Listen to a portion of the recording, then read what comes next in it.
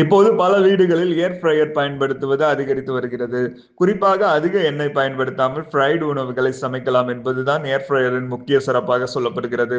சமையல் அறையில் நீண்ட நேரம் நின்று எண்ணெயில் உணவு பொரிப்பதற்கு பதிலாக உணவை ஏர் ஃப்ரையர் கூடைக்குள் வைத்து தேவையான அளவு எண்ணெய் சேர்த்து வெப்பநிலையை செட் செய்து விட்டால் போதும். ஆனால் இங்கு ஒரு முக்கியமான கேள்வி எழுகிறது. ஏர் ஃப்ரையரில் சமைத்த உணவு உண்மையிலேயே ஆரோக்கியமானதா? அதே உணவை எண்ணெயில் போட்டு பொரிப்பதற்கும் ஏர் ஃப்ரையரில் சமைப்பதற்கும் என்ன வித்தியாசம்?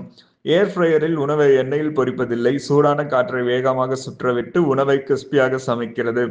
இதன் முக்கிய நன்மை குறைந்த எண்ணெய் பயன்படுத்துவதுதான். டீப் ஃப்ரையிங்குடன் ஒப்பிடும்போது ஏர் ஃப்ரையில் சேர்க்கப்படும் எண்ணெய் மற்றும் அதன் மூலம் கிடைக்கும் கலோரிகளை குறைக்க முடியும். ஆனால் ஏர் ஃப்ரையரில் சமைத்துவிட்டால் எல்லா உணவுகளும் ஹெல்த்தியாகி விடாது.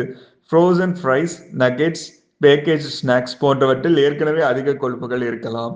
மேலும் அதிக வெப்பநிலையில் உணவை மிகவும் கருப்பாகும் வரை சமைப்பதை தவிர்ப்பது நல்லது. அதனால் ஏர் ஃப்ரையர் ஒரு ஹெல்தி ஃபுட் மெஷின் இல்லை, குறைந்த எண்ணெயில் சமைக்க உதவும் ஒரு சாதனம் மட்டுமே.